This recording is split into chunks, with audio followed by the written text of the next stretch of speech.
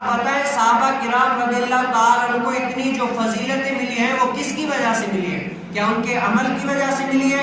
یا انہوں نے اتنی نمازیں پڑھی یا تہجد ادا کیے یا عمرے کیے یا حج ادا کیے اتنی فضیلت اس لیے ملی؟ نہیں، بلکہ ان کو اتنی فضیلت کس لیے ملی؟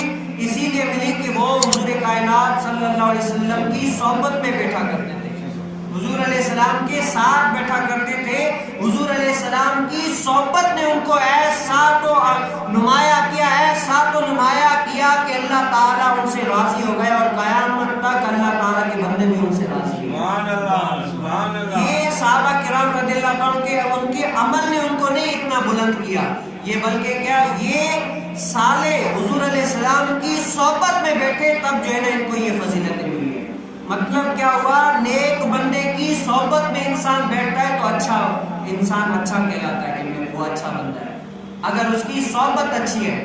اور زندگی میں تو اس کو فائدہ ملتا ہے، لیکن آخرت میں بھی اچھے بندے کے اگر کہتے ہیں میت اگر کسی نیک آدمی کے پاس دفن ہوتی ہے نا تو میت کو راحت محسوس ہوتی ہے، خوشی محسوس ہوتی ہے، سکون ملتا ہے کہ وہ اللہ تعالیٰ کے نیک ولی کے قرب میں دفن ہوا ہے، اس کو راحت ملتی ہے، خوشی ہوتی ہے۔ اور اگر میت کو کسی گناہگار کے قریب دفن کیا جائے تو میت کو تکلیف ہوتی ہے کہ مجھے اس بندے کے قریب دفن کیا ہے کہ جو اللہ تعالیٰ کا نافرمان بنتا ہے، جو اللہ تعالیٰ کا نافرمان بنتا ہے، مجھے اس کے قریب جو ہے نا دفن کیا ہے۔ تو مطلب کیا ہوا؟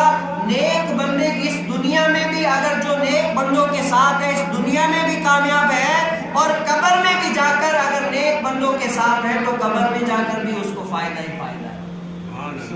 اس سے کیا پتا چلا کہ صحبت اچھی ہونی چاہیے، جس طرح کی صحبت حضور کائنات صلی اللہ علیہ وسلم نے فرمایا انسان اپنے دوست کے دین پر ہوتا ہے، جیسا انسان کا دوست ہوتا ہے نا ویسا ہی انسان جو ہے نا اس کی طرف خربوزے کو دیکھ کر رنگ پکڑتا ہے۔ اگر دوست اللہ والا ہوگا، اگر دوست اللہ تعالی کی یاد والا ہوگا تو وہ بھی ایسا ہی بنے گا، اگر دوست چور ہوگا تو یہ بھی چور بنے گا۔